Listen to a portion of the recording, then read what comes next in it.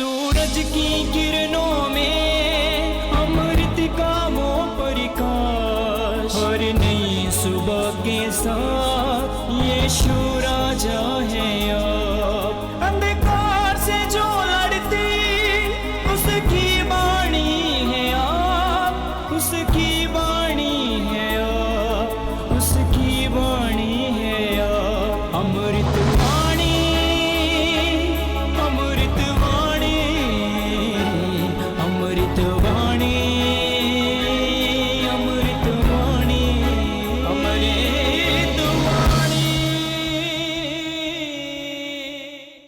पहला पाठ उत्पत्ति ग्रंथ अध्याय 27 पद संख्या 1 से 5 और 15 से 29 तक।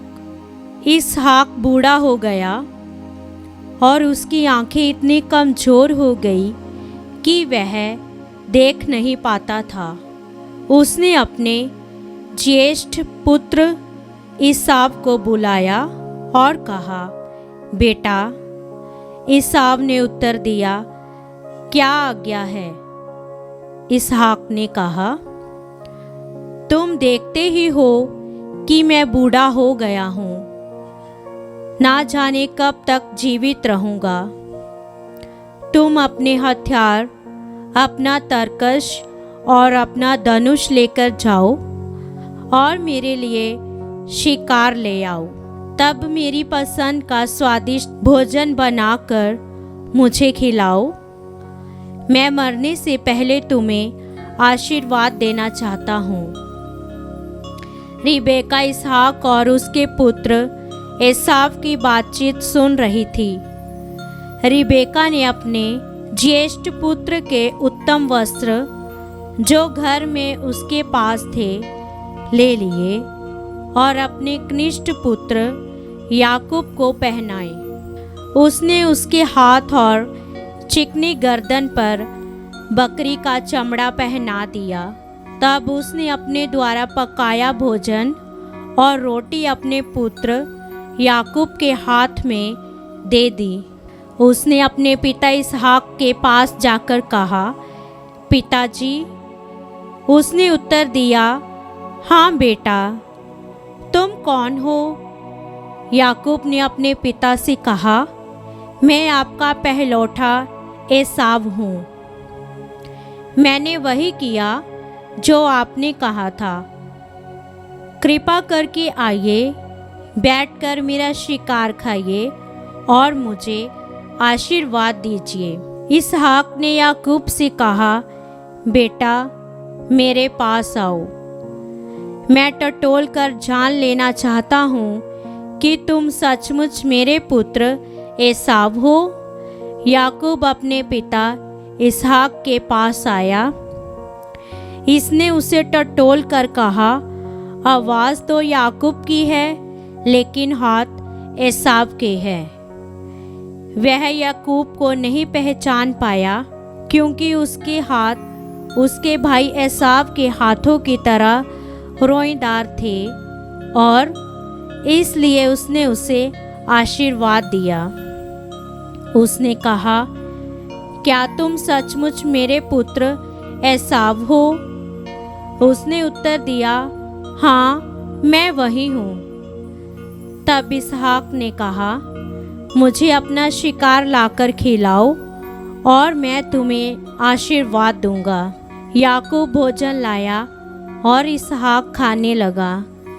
इसके बाद उसने अंगूरी लाकर इसहाक को पिलाई। तब उसके पिता इसहाक ने कहा, बेटा आओ और मुझे चुंबन दो। उसने अपने पिता के पास आकर उसका चुंबन किया। इसहाक को उसके वस्त्रों की गंध मिली और उसने यह कहते हुए उसे आशीर्वाद दिया, ओ मेरे पुत्र की गंध उसी भूमि की गंध जैसी है जिसे प्रभु का आशीर्वाद प्राप्त है। ईश्वर तुम्हें आकाश की ओस, उपजाऊ भूमि और भरपूर अत्र तथा अंगूरी प्रदान करे।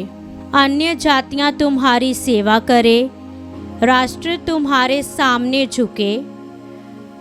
तुम अपने भाइयों के स्वामी हो और तुम्हारी माता के पुत्र तुमको दंडवत करे। जो तुमको अभिशाप दे वह अभिशपत हो, और जो तुमको आशीर्वाद दे उसे आशीर्वाद प्राप्त हो। यह प्रभु की वाणी है। ईश्वर को धन्यवाद। अनुवाक्य: प्रभु की स्तुति करो, वह भला है।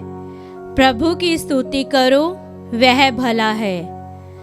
प्रभु के नाम की स्तुति करो, प्रभु के सेवकों जो प्रभु के मंदिर में तथा हमारे ईश्वर के मंदिर के प्रांगण में रहते हो, प्रभु की स्तुति करो।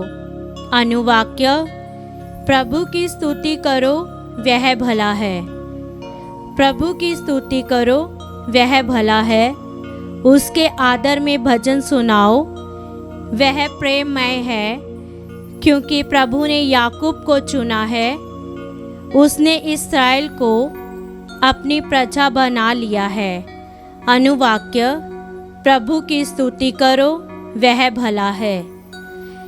मैं यह अच्छी तरह जानता हूँ, प्रभु महान है।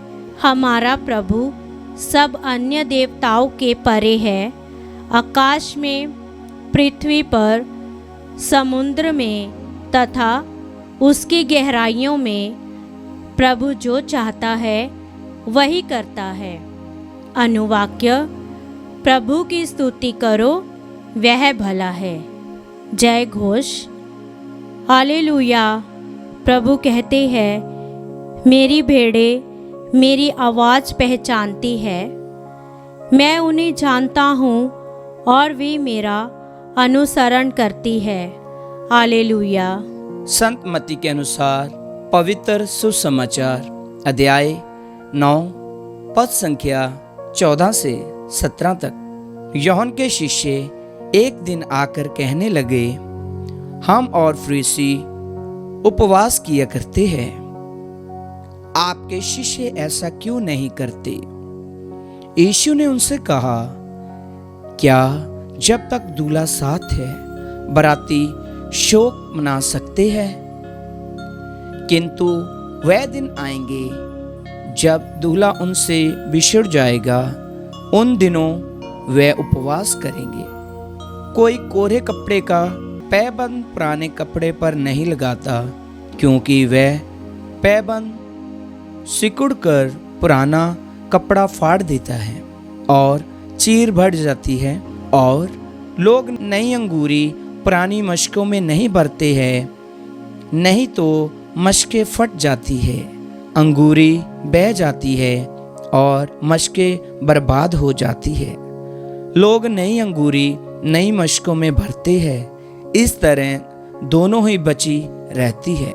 प्रभु का सुसमाचार। क्रिस्त की जय।